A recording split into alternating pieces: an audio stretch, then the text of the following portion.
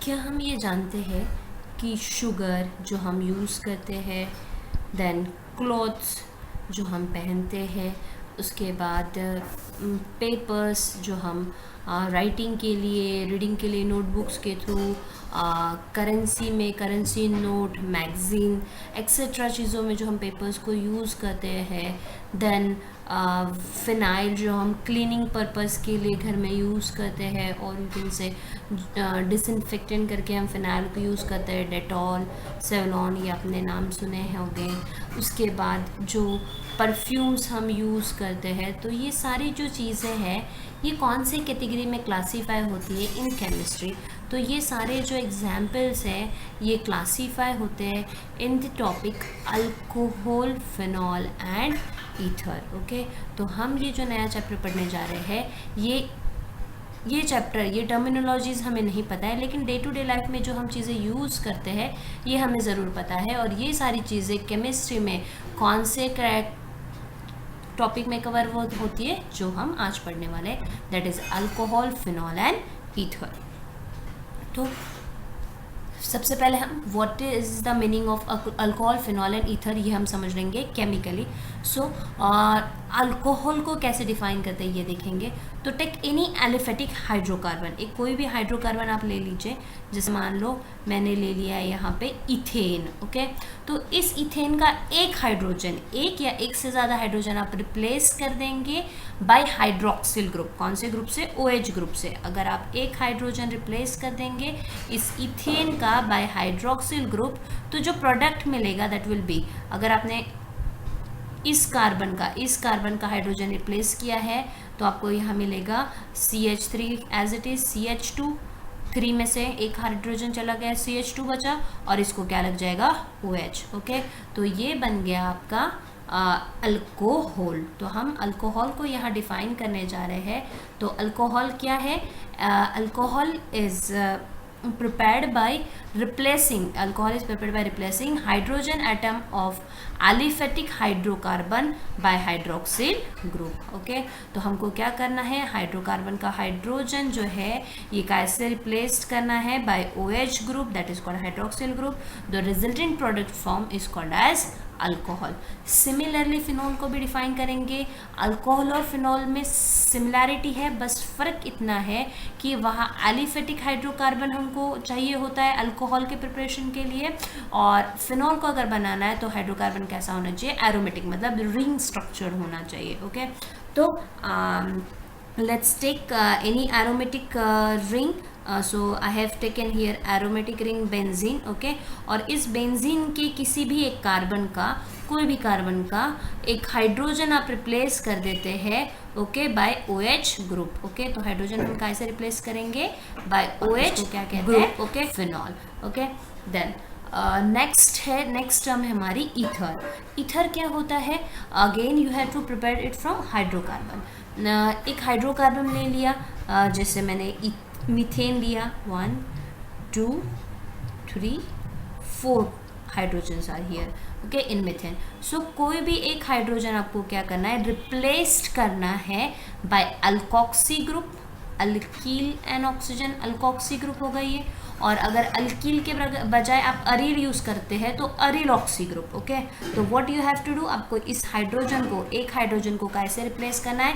Bye alkoxy group और अरील oxy group. Okay, तो जो रिजल्टेंट प्रोडक्ट बनेगा that product is called as ether. तो जो जनरल फॉर्मूला बनेगा हमारा ईथर का, वो क्या बनेगा? ROR। Okay, so this is the general formula for ether. तो यहाँ हम देख लेते हैं अल्कोहल में क्या होता है। अल्कोहल को रिप्रेजेंट करता है ROH से। ये अल्कील ग्रुप है, अल्केन का एक हाइड्रोजन रिप्लेस हो गया OH से, तो it become alkyl alcohol. Okay, then second one हमारी एरोमेटिक रिंग है।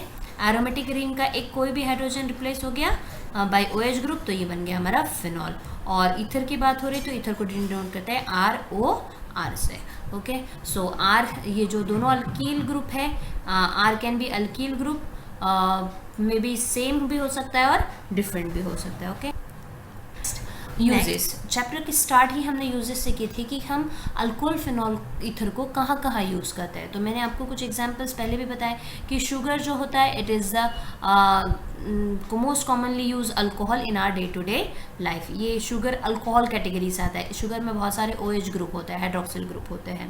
Then spirit that we used for polishing wooden furniture as well as spirit, ये वर्ड आपने हॉस्पिटल्स में भी सुना होगा। इंजेक्शन देने से पहले जो कॉटन स्वैब में डॉक्टर कुछ एक लिक्विड लेते हैं और उसको अप्लाई करते हैं जहाँ इंजेक्शन हमको लगाना है। So that is nothing but spirit. Okay, so that is also from the category alcohol.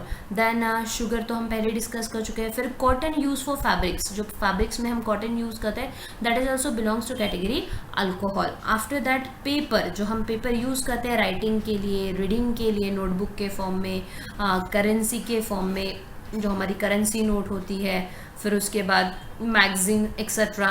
Okay, तो इन सारी चीज़ों के लिए ये जो पेपर यूज़ होता है वो कौन सी कैटेगरी में आता है? अल्कोहल में। इसके अलावा जो हम फिनाइल बोलते हैं, फिनाइल, डेटॉल, तो ये इसमें क्या होता है? फिनॉल होता है। ओके, और ये डिसइंफेक्टिंग करके यूज़ होता है। और ईथर्स जो होता है वो ईथर्स जो परफ्यूम्स होते हैं, परफ्यूम में जो स्मेल प्रोड्यूस करने वाले जो सब्सटेंसेस होते हैं, स्वीट स्मेल इनका होता है, प्लेजेंट स्मेल होता है। So such compounds classified under the category ethers. Okay, volatile होता है ईथर, तो जैसे कि रोज़ ऑयल हम बोलेंगे।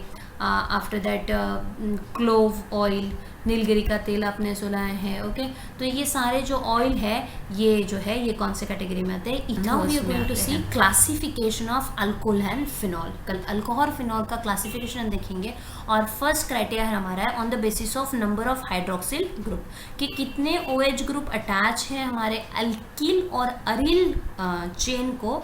अकॉर्डिंगली हम अल्कोहल और फिनॉल को क्या करेंगे? क्लासीफाई करेंगे। तो हियर यू कैन सी ये हमारा अल्कील चेन है, इथिल ग्रुप है, अल्कील है और इसको एक ही OH अटैच है, तो हम इसको बोलेंगे मोनोहाइड्रिक अल्कोहल। ओके, और यहाँ पर आप देख रहे हैं ये आपकी benzene ring, aryl chain, aryl ring है और इसको क्या अटैच है? वो एक ही OH ग्रुप है, तो ये कौन सी क्लास में क्लासीफाई होगा? मोनोहाइड्रिक। ओके, ये फिनॉल है इसलिए इसको हम मोनोहाइड्रिक फिनॉल बोलेंगे। और यहाँ पर ये अल्कोहल है इसलिए हम इसको मोनोहाइड्रिक अल्कोहल बोलेंगे। तो ये चीज़ हमको समझ में आए कि ये जिसके भी पास चाहे अल्किल हो या अरिल हो, एक ही अगर हाइड्रोक्सिल ग्रुप है तो that is classified into the category monohydric. Okay, then second example यहाँ हम देख रहे हैं कि ऐसे अल्कील चेन जिसके पास क्या है? 2 हाइड्रोक्सिल ग्रुप है। How many hydroxyl groups are there? 2। Okay, और ये हमारी एरोमेटिक रिंग और इसमें इसके पास भी कितने हाइड्रोक्सिल ग्रुप है? 2 है, तो इसको कौन से कैटेगरी में हम क्लासीफाई करेंगे? डाइहाइड्रिक। ओके, सिमिलरली इस एग्जांपल में आप देख रहे हैं कितने अल्कोहलिक ग्रुप और OH ग्रुप आपको मिल रहे हैं? 1, 2 एंड 3। ओके, और इस वाले एरोमेटिक चेन में भी आप देखेंगे तो OH ग्रुप कितने अटैच है? 1, 2 एंड 3। ओके, तो जहाँ 3 OH ग्रुप अटैच है तो ऐसे कंपाउंड्स को हम कौन सी क्लास में क्लासीफाई करेंगे? Trihydric. Okay, so it may be trihydric alcohol और trihydric. Next classification is on the basis of hybridization. Okay, sp3 hybridized carbon atom to which OH bond is attached. Okay, means जो हमारा functional group है OH hydroxyl group जो है ये कौन से carbon को अटैच होगा? सिर्फ उसी कार्बन को जो कैसा होगा? sp3 hybridize. तो इसके बेसिस पे हम अल्कोहल को क्लासीफाई करेंगे into different classes, to primary, secondary and tertiary alcohol में। तो आप देख सकते हैं कि ये जो हमारा कार्बन है इसको एक ही अल्किल ग्रुप अटैच है, तो ये जो कार्बन कहलाएगा ये प्राइमरी कार्बन, और इसको ही ये हमारा OH अटैच है, और ये कार्बन कैसा है? sp3 हाइब्रिडाइज्ड है, क्योंकि सभी सिंगल बॉन्ड है तो sp3 हाइब्रिडाइज्ड होगा। तो ये वाला जो हमारा अल्कोहल होगा that is primary alcohol. Similarly इस वाले एग्जाम्पल में आप देख रहे हैं यहाँ पर इस कार्बन को 2 अल्किल ग्रुप अटैच होंगे, तो ये कार्बन हो गया सेकेंडरी, और इस सेकेंडरी कार्बन को हमारा OH ग्रुप अटैच है तो ये हो जाएगा सेकेंडरी अल्कोहल। सिमिलरली इस वाले कार्बन में आप देख रहे हैं कितने अल्किल ग्रुप है? 1, 2 एंड 3, तो ये कार्बन कहलाएगा टर्शरी, एंड और इसी कार्बन को हमारा हाइड्रोक्सिल ग्रुप अटैच है तो ये कहलाएगा टर्शरी अल्कोहल। तो ये हो गया first criteria. Then allylic alcohol. Allylic alcohol है, एलील आ गया मतलब डबल बॉन्ड है। ओके, तो कार्बन कार्बन जो डबल बॉन्ड होता है, ओके तो इसमें जो डबल बॉन्ड वाले कार्बन sp3 हाइब्रिडाइज तो हो ही नहीं सकते, मतलब इसको डायरेक्टली हमारा OH ग्रुप अटैच नहीं है। ओके तो फिर OH ग्रुप किसको अटैच है, इसके नेक्स्ट वाले कार्बन को अगर OH ग्रुप अटैच है, okay carbon carbon double bond के बाद वाले, जस्ट बाद वाले कार्बन को अगर OH ग्रुप अटैच है तो इस टाइप के अल्कोहल को हम क्या कहेंगे, एलिलिक अल्कोहल। ओके और आप देख सकते हैं ये कार्बन, क्योंकि हमने क्राइटेरिया ही क्या रखा है, sp3 हाइब्रिडाइज्ड कार्बन के बेसिस पे चाहिए, तो ये वाला कार्बन आप देख सकते हैं डबल बॉन्ड के बाद वाला कार्बन जो है ये sp3 हाइब्रिडाइज्ड है और इसी को हमारा OH अटैच है। तो लेकिन इसमें एक डबल बॉन्ड होने की वजह से, ये दो कार्बन में डबल बॉन्ड होने की वजह से हम इसको कौन सी क्राइटेरिया क्लास में क्लासीफाई करें, एलिलिक अल्कोहल। आप यहाँ पर कुछ एग्जाम्पल्स देख सकते हैं, तो इसमें भी हम फर्दर क्लासीफाई करेंगे प्राइमरी, सेकेंडरी एंड टर्शरी। तो यहाँ पर ये फर्स्ट और सेकेंड कार्बन में डबल बॉन्ड आ गया और उसके बाद वाले नेक्स्ट वाले कार्बन में क्या अटैच है, हमारा OH ग्रुप अटैच है। तो ये वाला जो कार्बन है ये प्राइमरी हुआ क्योंकि इसको एक ही अल्कील ग्रुप अटैच है। ओके तो that's why it is called primary allylic alcohol. Similarly इस सेकेंड एग्जाम्पल में आप देख रहे हैं ये कार्बन जो है जिसको OH ग्रुप अटैच है, ओके तो ये सेकेंडरी है। कैसे, क्योंकि इधर भी एक कार्बन है और इधर भी एक कार्बन है और सेकेंडरी होने की वजह से, लेकिन एक कार्बन के साथ क्या हो रहा है, यहाँ एक डबल बॉन्ड है, तो that's why it is secondary allylic alcohol. और ये थर्ड वाले एग्जाम्पल में आप देख रहे हैं कि इस कार्बन के पास कितने कार्बन अटैच है, 1 2 एंड 3। ओके तो ये कैसा हो जाएगा, टर्शरी कार्बन। ओके और इसी को हमारा OH ग्रुप अटैच है तो ये कहलाएगा, लेकिन एक कार्बन में क्या है, डबल बॉन्ड भी है, एक कार्बन के साथ क्या है, डबल बॉन्ड भी अटैच है, तो ये क्या कहलाएगा, tertiary allylic alcohol. Then next one is benzylic alcohol. Benzylic alcohol अगर हम बोले तो मतलब बेंजीन रिंग से होगा रिलेटेड, लेकिन बेंजीन रिंग के तो सारे कार्बन sp2 हाइब्रिडाइज्ड होते हैं। बेंजीन रिंग के सारे कार्बन क्या होते हैं, 6 के 6 कार्बन sp2 हाइब्रिडाइज्ड होते हैं और हमारा क्लासिफिकेशन क्या है, sp3 हाइब्रिडाइज्ड बेस है, मतलब इस बेंजीन रिंग को क्या अटैच होगा, एक कार्बन अटैच होगा और इस कार्बन को हमारा क्या अटैच होगा, functional group that is OH group. तो ऐसे कार्बन को हम क्या ऐसे अल्कोहल को हम क्या कहेंगे, बेंजिलिक अल्कोहल। मतलब ये कार्बन sp3 हाइब्रिडाइज्ड है और इस कार्बन को एक बेंजीन रिंग अटैच है। Okay that's why it is called benzylic alcohol. Okay और ये कार्बन जो है इसको सिर्फ एक ही अल्किल ग्रुप अटैच है तो ये प्राइमरी हो जाएगा, इसलिए इसको हम क्या कहेंगे, प्राइमरी बेंजिलिक अल्कोहल। अब इस कार्बन में आप देख रहे हैं कि यहाँ पे दो चीजें, एक बेंजीन रिंग है और दूसरा कार्बन है, मतलब दो चीजें अटैच है, मतलब ये सेकेंडरी हो गया। ओके और अल्कोहल उसी को अटैच है तो ये सेकेंडरी कहलाएगा, लेकिन इसमें से एक जो सब्स्टिट्यूएंट है वो क्या है, बेंजीन रिंग है, तो इसलिए क्या जाएगा, secondary benzylic alcohol, secondary benzylic alcohol. और इस वाले कार्बन में आप देख रहे हैं यहाँ पर एक अल्किल ग्रुप, ये नीचे दूसरा और ये तीसरा जो है इसमें एक बेंजीन रिंग है। ओके तो इस वजह से ये कार्बन टर्शरी हो गया और इसी को हमारा OH ग्रुप अटैच है तो ये टर्शरी, और इसमें से एक सब्स्टिट्यूएंट हमारा क्या है, एक अल्किल ग्रुप क्या है हमारा, बेंजीन रिंग है, तो ये कहलाएगा tertiary benzylic alcohol. Next classification on the basis of sp2 hybridised carbon and OH bond. मतलब अब जो OH बॉन्ड है हमारा कौन से कार्बन को अटैच है, sp2 हाइब्रिडाइज। इससे पहले हमने sp3 हाइब्रिडाइज के बेसिस पे देखा था क्लासिफिकेशन, अब sp2 हाइब्रिडाइज कार्बन को कौन अटैच है, हमारा फंक्शनल ग्रुप OH, उसके बेसिस पे क्लासिफिकेशन हम देखने जा रहे हैं। तो इसमें क्या होता है, हमारे अल्कोहल को और फिनॉल को दो क्लास में क्लासिफाई किया जाता है। एक होता है विनिलिक अल्कोहल, मतलब जो कार्बन कार्बन डबल बॉन्ड है, ओके उसी में से किसी भी एक कार्बन को क्या अटैच होगा, हमारा हाइड्रोक्सिल ग्रुप अटैच होगा। तो ये जो कार्बन है डबल बॉन्ड वाला कार्बन कौन सा था, sp2 हाइब्रिडाइज्ड होता है और उसी को डायरेक्टली हमारा OH ग्रुप अटैच है।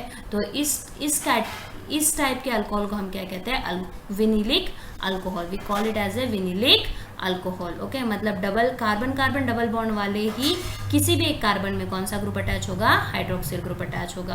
अब बात करते हैं हम अराइल अल्कोहल की। नाम से ही समझ में आ रहा है कि जो हमारे पास जो रिंग होगी वो एरोमेटिक रिंग होगी, अरील है।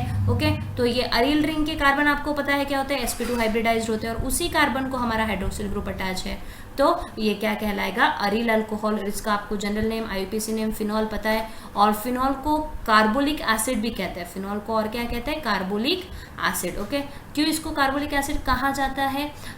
द रीज़न क्योंकि ये फर्स्ट टाइम प्रिपेयर किया गया था फ्रॉम कोल टार, ओके। तो इसलिए इसको कार्बोलिक एसिड कहा जाता था।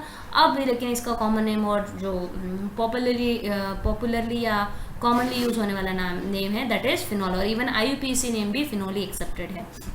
अब दूसरा एग्जांपल आप यहाँ पे देख रहे हैं, ये जो हमारी अरील रिंग है इसमें एक मेथिल ग्रुप भी है और एक OH ग्रुप भी अटैच है। तो ये दोनों जो कार्बन जिसको मेथिल अटैच है और OH अटैच है, ये दोनों कार्बन कैसे है? sp2 hybridised. तो इस कार्बन को, ये sp2 हाइब्रिडाइज्ड कार्बन को ही हमारा OH ग्रुप अटैच है। तो ये हमारा एग्जाम्पल हो गया किसका? अरील अल्कोहल का या फिनॉल कैटेगरी का, ओके। तो ये हो गया classification sp2 hybridised carbon atom के बेसिस पे। अब हम बात करते हैं classification of ether. Classification of ether, ether को बहुत सिंपल वे से क्लासीफाई किया जाता है। First one is simple ether and second one is mixed ether. Simple ether का दूसरा नाम है सिमेट्रिकल, मतलब नाम से ही समझ में आ रहा है सिमेट्रिसिटी यहाँ मेंटेन हो रही है, ओके। तो हमको पता है जनरल स्ट्रक्चर जो है हमारा ईथर का रिप्रेजेंट हम करते हैं ROR, ओके। तो अगर ये दोनों अल्कील ग्रुप अगर सेम है, ओके, ऑक्सीजन के साइड के दोनों अल्किल ग्रुप अगर क्या है? सेम है, तो उस टाइप के ईथर को हम क्या कहेंगे? सिमेट्रिकल ईथर और सिंपल ईथर, ओके। अरील ग्रुप अगर अरील भी है या अल्किल है, दोनों भी है, कोई भी ग्रुप हो आपके, वेदर इट इज अल्किल और अराइल ग्रुप, अगर दोनों सेम है तो हमारा जो ईथर है वो सिंपल ईथर कहलाएगा या symmetrical ether. Then you can see here example, इस ऑक्सीजन के आइदर साइड पे इथिल ग्रुप अटैच है दोनों साइड पे, तो ये हो गया हमारा सिंपल ईथर। इस एग्जांपल में अगर इस ऑक्सीजन के आइदर साइड पे मेथिल ग्रुप अटैच है तो ये हो गया हमारा सिमेट्रिकल ईथर, ओके। देन अगर ऑक्सीजन के दोनों साइड पे अलग अलग अल्किल ग्रुप अटैच है, मतलब ROR डैश, ओके, तो इन दैट केस क्या होगा? ये जो ईथर होगा that will B unsymmetrical ether, और इस टाइप के ईथर को हम क्या कह सकते हैं? Mixed ether, okay. तो यहाँ पर अल्किल और अराइल ग्रुप कैसे होंगे? ऑक्सीजन को जो अटैच है ये कैसे है? डिफरेंट है, and that's why it is called mixed ether और unsymmetrical ether. Next is nomenclature of alcohol. Alcohol को किस तरह से नोमेनक्लेचर किया जाता है, उसका नाम कैसे लिखा जाता है, ये हम देखेंगे। तो जो जनरल रूल है वो तो वही है। फर्स्ट रूल की आपको जो भी आपका स्ट्रक्चर दिया होगा उसमें लॉन्गेस्ट चेन सिलेक्ट करनी होती है, लॉन्गेस्ट चेन सिलेक्ट करने वाला रूल सेम है। उसके बाद जो सेकंड पॉइंट होता है, हमको नंबरिंग करना होता है। तो नंबरिंग इस तरह से करना होता है हमको कि हमारा जो हाइड्रोक्सिल ग्रुप है इसको नंबरिंग कैसा मिलना चाहिए? लोवेस्ट नंबरिंग मिलना चाहिए। देन थर्ड क्राइटेरिया हमारा ये होगा कि जो भी अगर एक से ज़्यादा हाइड्रोक्सिल ग्रुप है तो उसमें हम प्रीफिक्स यूज़ करते हैं डाई, ट्राई, ओके। तो वो काय के लिए होगा? Di, tri, tetra, okay.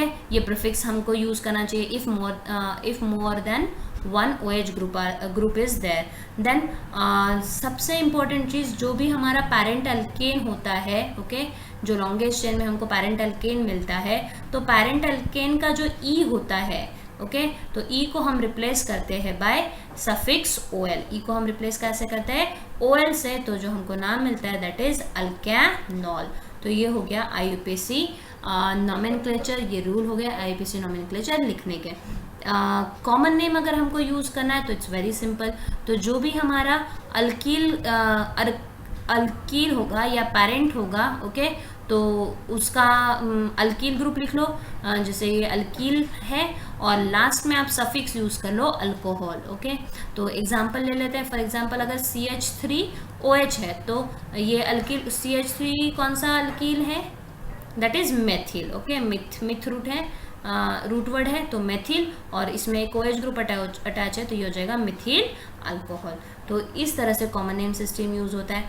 अगर साइक्लिक रिंग है तो उसमें प्रीफिक्स साइक्लो यूज़ होता है। अगर साइक्लिक रिंग है आपके पास, मैं एरोमेटिक रिंग की नहीं बात कर रही हूँ अभी, साइक्लिक रिंग जो कि सैचुरेटेड है, अनसैचुरेटेड वाले नहीं। तो इन दैट केस अगर आपका OH ग्रुप अटैच है तो अब ये अल्कोहल में ही क्लासीफाई होगा, लेकिन इसका फिर नोमेनक्लेचर में आपको क्या यूज़ करना पड़ेगा? इसको आप हेक्सानॉल बोल सकते हो, लेकिन ये हेक्सानॉल होगा तो हम अगर हेक्सानॉल बोलते तो स्ट्रेट चेन बन सकता है, तो ये साइक्लिक चेन में है, तो इसलिए आपको यहाँ पे प्रीफिक्स क्या यूज़ करना होगा, साइक्लो। ओके, साइक्लोहेक्सेन, और उसको एक साइक्लोहेक्सेन, हेक्सेन पेरेंट हो गया, और हेक्सेन का ई का ऐसे रिप्लेस करेंगे OL से, तो ये बन जाएगा साइक्लोहेक्सानॉल। ये आपको एग्जाम्पल दिया हुआ है सेकेंड। अब इस वाले रिंग में आप देख रहे हैं 5 कार्बन वाली रिंग है, मतलब ये पेंटेन है, और लेकिन साइक्लिक होने की वजह से साइक्लोपेंटेन हमको यूज़ करना है। और आप इसमें देख रहे हैं OH ग्रुप यहाँ अटैच है, तो यहाँ से नंबरिंग करना होगा 1 2, तो सब्स्टिट्यूएंट मेथिल हो गया, तो इसका IUPAC नेम आएगा 2 मेथिल साइक्लोपेंटानॉल। ओके, सो ये हो गए हमारे अल्कोहल के नॉमेनक्लेचर के रूल। अब हम बात करते हैं नॉमेनक्लेचर ऑफ फिनॉल। फिनॉल का नॉमेनक्लेचर किस तरह से कहते हैं, तो फिनॉल को सिंपल मैनर में इसको कहा जाता है, it is a hydroxy derivative of benzene, क्योंकि ये बेंजीन रिंग है और इसको क्या अटैच है, OH ग्रुप अटैच है, और OH इज हाइड्रोक्सिल ग्रुप, तो that's why it is simply called as it is a hydroxy derivative of benzene. Okay, और जो IUPAC नेम और कॉमन नेम जो है फिनॉल का, दोनों भी फिनॉल ही एक्सेप्टेड है। अभी मैंने आपको पहले भी बताया था कि फिनॉल का कॉमन नेम या समटाइम्स फिनॉल को कार्बोलिक एसिड भी कहा जाता है। फिनॉल के लिए जो अदर नेम यूज होता है that is carbolic acid. Okay, then next nomenclature में एक चीज़ और ध्यान आपको देनी है कि कॉमन नेम सिस्टम में और IUPAC नेम में सिर्फ ये एक डिफरेंस है कि अगर आपके जो बेंजीन रिंग है इसके जो पोजीशंस है ऑर्थो, मेटा, पैरा पोजीशन पे अगर कोई सब्स्टिट्यूएंट ग्रुप अटैच है, ओके, तो फिर उसमें आपको प्रीफिक्स यूज़ करना होता है ऑर्थो, मेटा, पैरा, ये आपको यूज़ करना होगा in case of common name system. लेकिन जब IUPAC नेम सिस्टम का आएगा तो फिर उसमें हमको नंबरिंग यूज़ करनी होगी। जैसे कि सपोज OH ग्रुप यहाँ अटैच है तो ये 1 होगा, फिर यहाँ से 2 3 4 5 6 इस तरह से नंबरिंग करना होगा, और जो भी ग्रुप होगा अल्फ़ाबेटिकली आपको उसको प्रेफरेंस देना होगा और अकॉर्डिंगली IUPAC नेम लिखना होगा। देन यहाँ पर कुछ एग्जाम्पल्स दिए हैं आपको जो IUPAC नेम और कॉमन नेम के लिए हमें समझ में आएगा। तो पहला जो एग्जांपल है दैट इज़ बेंजीन रिंग को OH ग्रुप डायरेक्टली अटैच है, तो ये हमारा फिनॉल है, कॉमन नेम भी इसका फिनॉल है और IUPAC नेम भी क्या है, फिनॉल ही है। अब हम बात करेंगे सेकंड स्ट्रक्चर। इस स्ट्रक्चर में आप देख रहे हैं ये फिनॉल बेसिक रिंग है और इसमें एक मेथिल ग्रुप अटैच है, ओके, और ये जस्ट OH के बाद वाले पोजीशन पे, तो ये ऑर्थो पोजीशन हो जाएगी, तो इसको हम कहेंगे orthocresol, will called it as a orthocresol. Ortho word हमने प्रीफिक्स यूज कर लिया, मतलब ये कॉमन नेम सिस्टम है, और IUPAC में क्या होता है, नंबरिंग होता है। तो नंबरिंग आपको कहाँ से करना होता है, फंक्शनल ग्रुप के पास से। तो ये फंक्शनल ग्रुप OH है, तो यहाँ से नंबरिंग होगा 1 2, तो क्या हो जाएगा 2 मेथिल फिनॉल, और फिनॉल भी बोल सकते हैं हम इसको IUPAC में, तो 2 मेथिल फिनॉल। देन इस स्ट्रक्चर में आप देख सकते हैं कि यहाँ पे आपका OH ग्रुप अटैच है और CH3 यहाँ पर है, तो यहाँ से हम पोजीशन वाइज अगर बात करेंगे तो ये ऑर्थो होगी और ये मेटा होगी, तो इसको हम बोलेंगे मेटाक्रिसॉल, ये कॉमन नेम हो गया इसका। और IUPAC नेम में नंबरिंग करना होता है 1 2 3, तो 3 मेथिल फिनॉल आएगा IUPAC नेम। उसके बाद इस स्ट्रक्चर में आप देख रहे हैं सब्स्टिट्यूएंट वही है लेकिन पोजीशन अलग है, तो ऑर्थो पोजीशन ये होगी ऑर्थो, ये मेटा और ये पैरा, तो पैरा पोजीशन पे आपका मेथिल ग्रुप अटैच है और इस वाले पूरे कंपाउंड को कहेंगे पैराक्रिसॉल, कॉमन नेम है। और IUPAC नेम में नंबरिंग करना होगा 1 2 3 4, तो 4th पोजीशन पे मेथिल है, तो 4 मेथिल फिनॉल, ये होगा उसका IUPAC नेम। अब बात करते हैं, अगर हमारे बेंजीन रिंग में 2 हाइड्रोक्सी ग्रुप है, हमारे बेंजीन रिंग में कितने हाइड्रोक्सी ग्रुप है, 2, डायहाइड्रिक है ना, तो डायहाइड्रिक अगर है तो इसमें IUPAC और कॉमन नेम कैसे होते हैं, तो आप इस रिंग में देख रहे हैं कि एडजेसेंट पोजीशन पे ही, एडजेसेंट कार्बन पे ही 2 OH ग्रुप अटैच है, ओके, तो इसका जो कॉमन नेम है दैट इज कैटेकॉल, और IUPAC नेम क्या आएगा, नंबरिंग आएगा 1 2, तो दिस इज बेंजीन, और बेंजीन के फर्स्ट और सेकंड पोजीशन पे OH ग्रुप अटैच है, तो इसका IUPAC नेम होगा benzene 1 2 diol, benzene 1 2 diol. Similarly इस वाली रिंग में भी आप देख सकते हैं कि 2 ही OH ग्रुप अटैच है 1 और 2, लेकिन पोजीशन क्या करिए, डिफर करिए। तो अगर ऑल्टरनेट पोजीशन पे है, एक कार्बन, इस कार्बन को OH अटैच है, यहाँ पे नहीं है और उसके बाद वापस है, तो ये वाला जो कंपाउंड होता है that is called as resorcinol, that is called as resorcinol. और IUPAC में नंबरिंग करना है तो 1 2 3, तो 1 और 3rd पोजीशन पे है डायोल, 1 3 डायोल, बेंजीन 1 3 डायोल, ये होगा उसका IUPAC नेम। और यहाँ पर आप देख रहे हैं कि जो OH ग्रुप अटैच है 1 2 3 4, 1 और 4th पोजीशन पे, तो इसको हम बोलेंगे बेंजीन 1 4 डायोल। और कॉमन नेम में इसका क्विनॉल या फिर हाइड्रो क्विनॉल हम इसके लिए यूज़ करेंगे। लेकिन ये सारे जो है ये किसके हैं, डाइहाइड्रोक्सी डेरिवेटिव के एग्जाम्पल्स हैं। और बहुत सी बार ये कंपाउंड के नाम डायरेक्टली आएंगे, कैटेकॉल, रेसिसिनॉल, क्विनॉल, तो you should know the structure, that's why we are studying this. Next is nomenclature of ether. Ether को कैसे नॉमेनक्लेट किया जाता है वो हम देखेंगे। तो अगर कॉमन नेम सिस्टम में हमको नॉमेनक्लेचर करना है तो इट्स वेरी सिंपल। जैसे मैंने आपको बताया था कि ये ROR-, ओके, ये हमारा जनरल फॉर्मूला है ईथर का। तो इसमें आपका जो भी ये इथिल, ये आपका अल्किल ग्रुप है, ये भी अल्किल ग्रुप है। अब इसमें से जो अल्किल ग्रुप का अल्फ़ाबेटिकली पहले नाम आएगा, है ना, जो अल्फ़ाबेटिकली फर्स्ट आएगा उसको पहले लिखना है, जो अल्फ़ाबेटिकली उसके बाद जो बच गए वो बाद में, और लास्ट में हम रूट वर्ड क्या लगाएंगे, ईथर। तो एग्जाम्पल हम ले लेते हैं। मैंने यहाँ पे ले लिया है CH3, यहाँ लिया ऑक्सीजन और इधर लिया C2H5। ओके, तो ये कौन सा अल्किल ग्रुप है, मेथिल। ओके, और ये वाला कौन सा अल्किल ग्रुप है, इथिल। ओके, तो आप यहाँ पर देख रहे हैं कि मेथिल और इथिल, इसमें अल्फ़ाबेटिकली कौन पहले आएगा, ethyl. Ethyl is alphabetically come first, तो पहले हम इसका नाम कहाँ से स्टार्ट करेंगे, फिर इथिल, और उसके बाद कौन सा अल्किल ग्रुप है, मेथिल। कंटिन्यूएशन में लिखना है आपको, इथिल, मेथिल, और लास्ट में रूट वर्ड लगाना है, दैट इज ईथर। ओके, तो ये होगा इसका कॉमन नेम सिस्टम में नाम। तो ये आपका एग्जांपल मैंने यहाँ दिया है। अब अगर मैं यहाँ पे ग्रुप चेंज कर देती हूँ, यहाँ पे C2H5 और यहाँ O और यहाँ C3H7, तो क्या होगा, ये हमारा अल्किल ग्रुप इथिल है और ये प्रोपिल है। तो अल्फ़ाबेटिकली ई पहले आएगा, तो इथिल, प्रोपिल, ईथर, ये होगा इसका कॉमन नेम सिस्टम में। ठीक है, अगर दोनों अल्किल ग्रुप सेम है, अभी तो ये अनसिमेट्रिकल ईथर के एग्जांपल लिए, अगर सिमेट्रिकल ईथर है तो आपको प्रीफिक्स यूज़ करना होता है। दोनों साइड पे क्या है, इथिल ग्रुप ही अटैच है, और तो हम इसको बोलेंगे डाई इथिल, और लास्ट में रूट वर्ड लगाना है ईथर, तो डाई इथिल ईथर। ये हो गया कॉमन नेम सिस्टम का रूल। ओके, अब IUPAC सिस्टम में क्या करना है, आपको पहले आपके जनरल ईथर को 2 पार्ट में डिवाइड कर देना है। ओके, तो ये जो हमारा अल्किल ग्रुप है, अल्किल ग्रुप जिसमें ज़्यादा कार्बन होंगे, वो हमारा पैरेंट अल्केन कहलाएगा।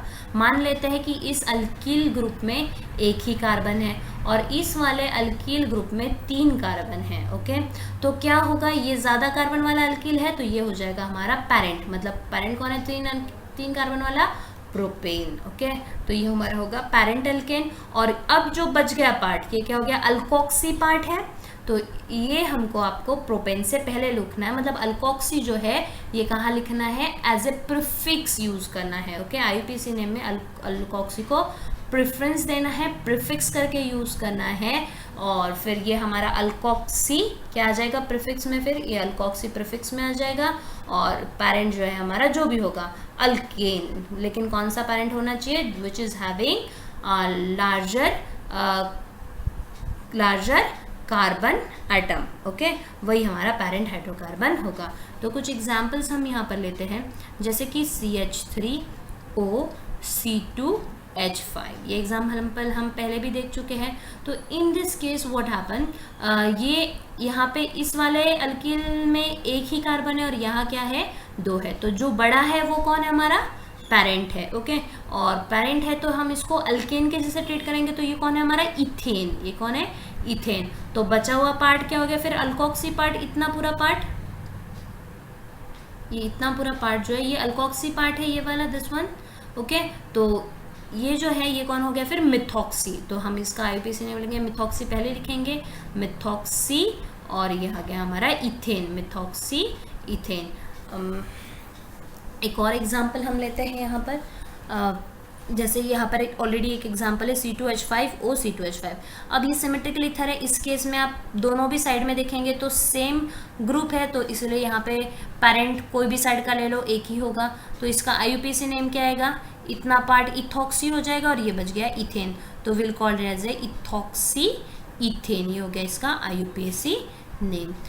इस वाले एग्जाम्पल की अगर बात करते हैं तो क्या होगा, मेथिल ग्रुप यहाँ है और यहाँ इथिल ग्रुप है। ओके, तो इसमें ये लार्जर कार्बन वाला है तो पैरेंट हो जाएगा हमारा इथेन, और ये वाला पार्ट हो जाएगा प्रीफिक्स मिथॉक्सी, तो मिथॉक्सी इथेन, ये होगा इसका IUPAC नेम। तो ये हो गया हमारा नॉमेनक्लेचर ऑफ ईथर।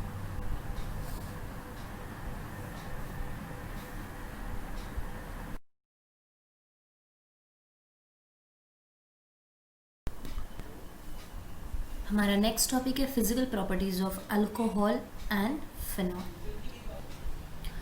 इस टॉपिक में पहली प्रॉपर्टी हम पढ़ने वाले that is boiling point. As we know that जैसे जैसे नंबर ऑफ कार्बन बढ़ते जाते हैं बॉइलिंग पॉइंट बढ़ता है। ये हमने हर चीज़ में देखा है, हर टाइप के ऑर्गेनिक कंपाउंड्स में हमने देखा है। तो same here the first point is boiling point of alcohol and phenol increases with number of carbon atom. अगर कार्बन के एटम्स अगर बढ़ते जा रहे हैं तो डेफिनेटली बॉइलिंग पॉइंट भी क्या होगा, इंक्रीज होगा। सेकेंड पॉइंट की अगर बात करें तो एज वी नो दैट अगर ब्रांचिंग इंक्रीज होता है, ब्रांचिंग का भी पॉइंट हमने पढ़ा हुआ है कि अगर ब्रांचिंग इंक्रीज होता है ओके तो बॉइलिंग पॉइंट क्या होता है, डिक्रीज होता है। ब्रांचिंग की वजह से बॉइलिंग पॉइंट क्या होता है, डिक्रीज होता है। अल्कोहल और फिनॉल का जो हम बोल सकते हैं बॉइलिंग पॉइंट ये बहुत हाई होता है as compare to ether and other hydrocarbons. The reason ये है क्योंकि अल्कोहल जो है ये क्या करता है, मेनली इनमें इंटरमोलिकुलर हाइड्रोजन बॉन्डिंग होती है। इंटरमोलिकुलर हाइड्रोजन बॉन्डिंग की वजह से इसका बॉइलिंग पॉइंट क्या हो जाता है, हाई हो जाता है। किसका, स्पेशली अल्कोहल का as compare to ether and hydrocarbons. Then next boiling point की जो प्रॉपर्टी है, एक पॉइंट जो हमने यहाँ पर समझने के लिए एक एग्जाम्पल ले लिया है। इसमें पहला है हमारा स्ट्रक्चर बना हुआ है इथेनॉल का, ethyl alcohol. Then second structure है di methyl ether that is methoxy methane. ये हमारा ईथर है, यहाँ पर हमने अल्कोहल लिया है, यहाँ हमने ईथर कैटेगरी से एक एग्जाम्पल लिया है। और यहाँ पे हमारा हाइड्रोकार्बन है दैट इज प्रोपेन, ये हाइड्रोकार्बन। तो ये हमने तीन चीज़ें ले ली और इनका मॉलिक्यूलर मास जो है, देखो आप देख सकते हैं यहाँ पे इथेनॉल का और ईथर का तो इक्वल है 46 और प्रोपेन का 44। मतलब हम बोल सकते हैं कि यहाँ पर मॉलिक्यूलर मासेस कंपेरेबल है। लेकिन बॉइलिंग पॉइंट अगर हम देखने जाएंगे तो बॉइलिंग पॉइंट जो है ये कितना हो रहा है, देख सकते हैं आप यहाँ पे अल्कोहल का है 351 केल्विन, वेरेज ईथर का 248 केल्विन, मतलब अराउंड 100 केल्विन का डिफरेंस आ गया है यहाँ पर। और वही हाइड्रोकार्बन का आप देख रहे हैं 231 केल्विन, मतलब ईथर से भी और कम हो गया है। मीन्स इस पॉइंट से हम ये बता सकते हैं कि बॉइलिंग पॉइंट जो है अल्कोहल और फिनॉल का क्या होता है, हायर होता है as compare to the other compounds which is having comparable molecular masses as that of alcohol and phenol, but yet they are having low boiling point. Okay, so which categories include this? Means we can say hydrocarbons, ethers, haloalkanes, haloarenes, these all are having less boiling point as compared to alcohol and phenol.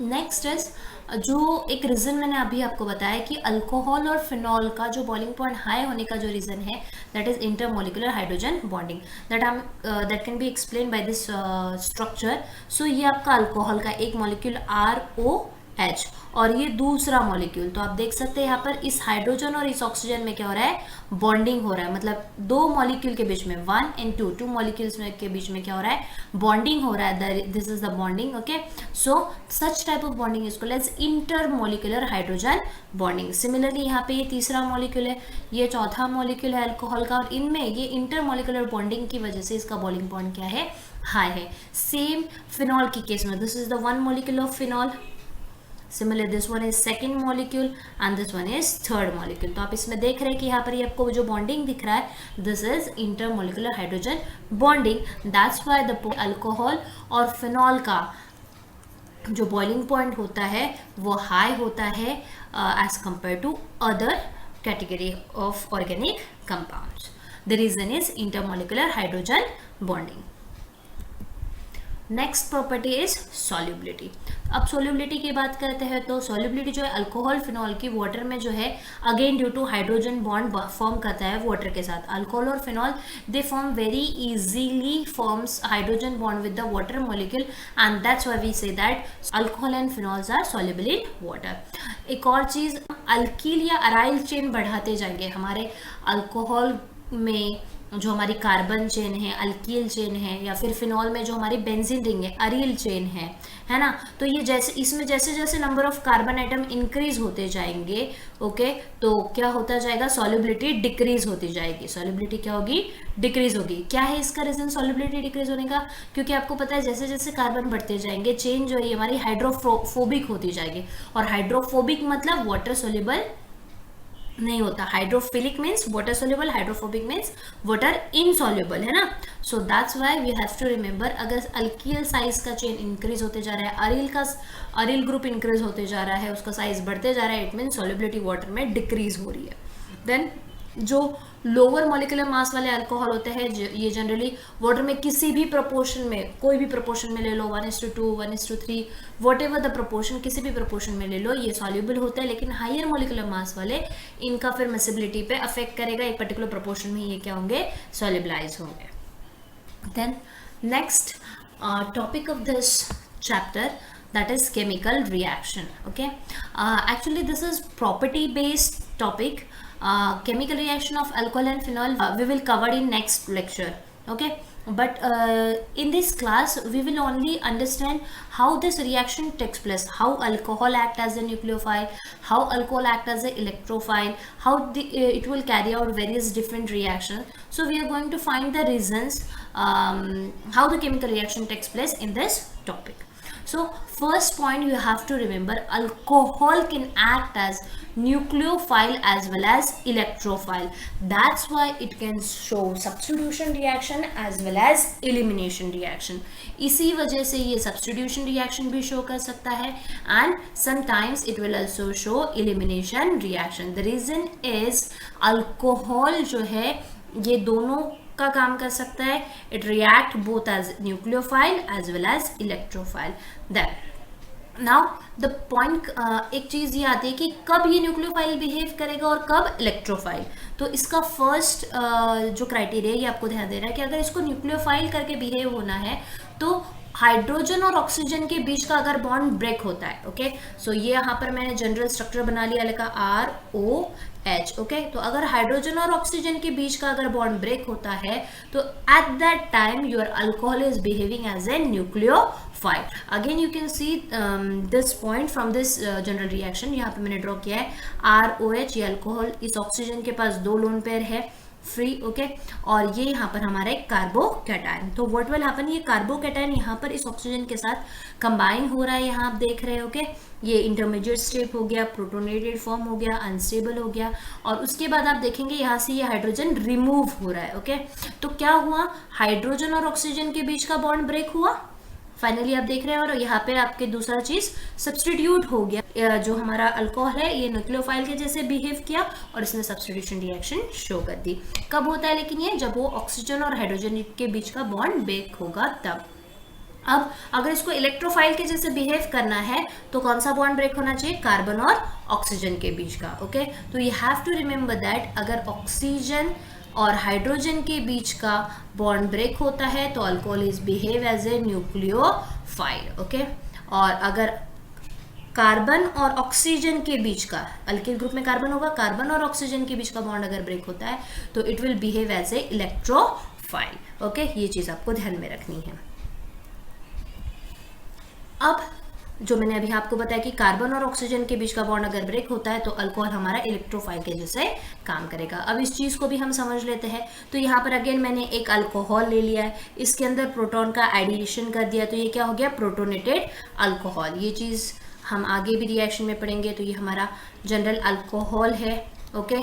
और इस alcohol में इस oxygen के पास lone pair है, तो यहाँ पर हम प्रोटॉन और ऐड करें तो इस ऑक्सीजन के पास यहाँ पे प्रोटॉन ऐड हो जाएगा और ये बन गया हमारा प्रोटोनेटेड अल्कोहल। अब वाटर मॉलिक्यूल तो प्रोटोनेटेड अल्कोहल में से रिमूव हो ही जाएगा, ओके। तो ये बन जाएगा कार्बोकैटायन RCH2 पॉजिटिव बन जाएगा, ओके। और यहाँ पर फिर आपका दूसरा इलेक्ट्रोफाइल अटैक करेगा, तो जो आपको प्रोडक्ट मिलेगा यहाँ पर ये डेफिशिएंट होने की वजह से यहाँ पे कुछ और आएगा। सो इस वजह से क्या हो जाएगा, ये बन जाएगा RCH2, जो भी ग्रुप हमने यहाँ ब्रोमीन लिया है तो यहाँ पे Br आ जाएगा, ओके। तो इस तरह से ये कंपाउंड बनाएगा। तो इन दिस केस ये जो हमारा प्रोटोनेटेड अल्कोहल है ये किसके जैसे बिहेव कर रहा है, इलेक्ट्रोफाइल के जैसे। नेक्स्ट, अब हम रिएक्शन को दो कैटेगरी में क्लासिफाई कर देते हैं, okay, on the basis of cleavage of OH bond and on the basis of cleavage of carbon and oxygen bond. तो इसके बेसिस पे अल्कोहल और फिनॉल की रिएक्शन दो पार्ट में क्लासिफाई हुई, एक क्लीवेज ऑफ OH बॉन्ड में क्या क्या आएगा हम देखेंगे, और फिर cleavage of C carbon and oxygen bond में क्या रिएक्शन आएगी। तो पहले हम OH बॉन्ड का देख रहे हैं, मतलब इसमें हमारा अल्कोहल किसका काम कर रहा है, न्यूक्लियोफाइल, जो कि मैंने आपको पहले भी बताया, ओके। तो न्यूक्लियोफाइल के जैसे यहाँ पे होगा, तो जो भी रिएक्शन होगी न्यूक्लियोफाइल की वजह से होगी। तो इसमें पहली है हमारी acidity of alcohol and phenol, okay. तो अल्कोहल हमारा एसिडिक है या नहीं है ना, और कितना एसिडिक है, तो ये हम कैसे समझ पाएंगे इस कैटेगरी के अंदर जो भी रिएक्शन आ रही है। तो एक्चुअली हम ये प्रॉपर्टी पढ़े कि हमारे अल्कोहल और फिनॉल की एसिडिक कैरेक्टर कैसा है। तो इसके लिए हमको कुछ रिएक्शन स्टडी करनी है जिससे हमको समझ में आएगा कि एसिडिक कैरेक्टर अल्कोहल फिनॉल का कैसा होगा। तो फर्स्ट रिएक्शन है हमारी रिएक्शन विथ मेटल, ओके। तो अल्कोहल और फिनॉल ये एक्टिव मेटल के साथ इजीली रिएक्ट हो जाते हैं, ओके। और करस्पॉन्डिंग अल्कोक्साइड, अगर अल्कोहल है तो अल्कोहल क्या देगा, अल्कोक्साइड, जैसे सोडियम अल्कोक्साइड, और अगर फिनॉल है तो सोडियम फिनॉक्साइड, ओके। तो इस तरह से अल्कोक्साइड या फिनॉक्साइड ये देगा, और यहाँ पर रिमूवल ऑफ हाइड्रोजन होगा। सो रिएक्शन विथ मेटल में आपको ध्यान देना है कि आपका जो प्रोडक्ट बनेगा एक तो अल्कोक्साइड बनेगा या फिर फिनॉक्साइड, किसके साथ, मेटल के साथ। तो मेटल हम कौन से यूज कर सकते हैं, we can use sodium, we can use potassium, we can use aluminium. Now will see some reaction of this. First reaction आप देख रहे हैं यहाँ पर, ये हमारे जनरल अल्कोहल ले लिया, इसमें सोडियम के साथ रिएक्शन मैंने किया है। तो क्या होगा, ये हाइड्रोजन रिमूव हो जाएगा और यहाँ पे सोडियम सब्स्टिट्यूट हो जाएगा। तो आप यहाँ देख रहे हैं क्या बन गया, RONA, this is sodium alkoxide, और यहाँ से हाइड्रोजन रिमूव हो गया तो ये H2 गैस बन गया। देन नेक्स्ट एक और एग्जांपल हमने लिया है, टर्शरी ब्यूटिल अल्कोहल यहाँ पर ले लिया है, और इसके साथ कौन सा मेटल लिया हमने, एल्यूमिनियम। अगेन क्या होने वाला है, तो H2 यहाँ रिमूव हो गया और एल्यूमिनियम इसको कंबाइन हो गया, मेटल के साथ रिएक्शन हो रही है, एल्यूमिनियम अल्कोक्साइड बनना है, ओके। तो ये टर्शरी ब्यूटिल अल्कोहल है तो टर्शरी ब्यूटॉक्साइड बनेगा, ओके। लेकिन आपको पता है कि एल्यूमिनियम की वैलेंसी कितनी है, 3, तो आपको इसके मॉलिक्यूल्स भी कितने लगेंगे, फिर 3। तो इस तरह से हमने इस रिएक्शन को बैलेंस किया। देन अब हम फिनॉल की बात करते हैं, ये थर्ड एग्जांपल। फिनॉल में आप देख रहे हैं किसके साथ रिएक्शन शो किया हमने, सोडियम के साथ। तो सोडियम क्या करेगा, इस हाइड्रोजन को रिप्लेस करेगा और यहाँ पे क्या बनेगा, सोडियम फिनॉक्साइड, और H2 गैस रिमूव हो जाएगा। सो इन दिस वे पहला जो कैटेगरी हो रहा है हमारा रिएक्शन जो हो रहा है, आपने देखा सभी में कि ये जो O और H के बीच का बॉन्ड ब्रेक हो रहा है, क्योंकि हाइड्रोजन यहाँ से निकल रहा है सभी में, यहाँ पे भी O और H के बीच का बॉन्ड ब्रेक हुआ और यहाँ पर भी O और H के बीच का ही बॉन्ड ब्रेक हुआ, ओके। तो at that time your alcohol is behave as a nucleophile. Then जैसे सोडियम मेटल के साथ हमने रिएक्शन देखा, वैसे ही सोडियम हाइड्रोक्साइड के साथ भी हम फिनॉल बिहेव करता है सेम मैनर में, लेकिन यहाँ पर बाय प्रोडक्ट जो है ये हमारा वाटर बनेगा, क्योंकि यहाँ से H निकलेगा, यहाँ पे सोडियम आ जाएगा, तो जो मेन प्रोडक्ट बनना है वो तो सोडियम फिनॉक्साइड ही बनेगा, लेकिन यहाँ से H और यहाँ का OH कंबाइन होकर जो बाय प्रोडक्ट वाटर बनेगा, जो कि वहाँ पर हाइड्रोजन गैस बन रहा था।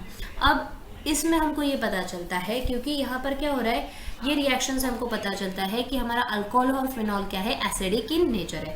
अब और थोड़ा सा हम इसको स्पेसिफाई कर देते हैं कि किस तरह से हमने बताया कि ये एसिडिक इन नेचर है, ओके। तो अल्कोहल और phenol generally they are Bronsted acid, क्योंकि ये क्या करते हैं, ये क्या कर रहे हैं, ये डोनेट कर रहे हैं प्रोटॉन, ये क्या कर रहे हैं, प्रोटॉन डोनेट कर रहे हैं। आपने देखा क्योंकि ऑक्सीजन और हाइड्रोजन के बीच का बॉन्ड ब्रेक हो रहा है और हाइड्रोजन चला जा रहा है, मतलब ये क्या कर रहा है, हाइड्रोजन को डोनेट कर रहा है। किसको कर रहा है, चाहे ये कौन है यहाँ पर हमारा बेस, ओके। तो जो हमारे जो स्ट्रॉन्गर बेसिस होते हैं इनको हाइड्रोजन जो हमारा अल्कोहल या फिनॉल है ये हाइड्रोजन डोनेट कर रहा है, और ये हाइड्रोजन डोनेट कर रहा है means it is behave as a Bronsted acid. ये किसके जैसे बिहेव करेगा, एसिड के जैसे बिहेव करेगा। तो इस रिएक्शन से, ये रिएक्शन विथ मेटल के साथ हम ये बता सकते हैं, क्योंकि यहाँ पे हर बार क्लीवेज हाइड्रोजन और ऑक्सीजन के बीच में हो रहा है और हाइड्रोजन के जगह पे ही कुछ सब्स्टिट्यूट हो रहा है, इट मीन्स हाइड्रोजन क्या हो रहा है, डोनेट हो रहा है। और हाइड्रोजन अगर डोनेट हो रहा है it means alcohol and phenols are behave as a acids, okay. तो यहाँ पर एक और एग्जांपल मैंने यहाँ पे ले लिया ये रिएक्शन समझने के लिए। ये हमारा अल्कोहल है ROH, क्या हो रहा है, अब ये हमारा जो हाइड्रोजन है ये किसको डोनेट हो रहा है, इस बेस के पास डोनेट हो रहा है, और इस वजह से ये किसके जैसे बिहेव कर रहा है, हमारा अल्कोहल एसिड के जैसे। दैट और एक और चीज़ यहाँ पर, क्योंकि जब ये हाइड्रोजन डोनेट कर देगा तो ये क्या बन जाएगा, अल्कोक्साइड में कन्वर्ट हो जाएगा, RO ही बचेगा ना।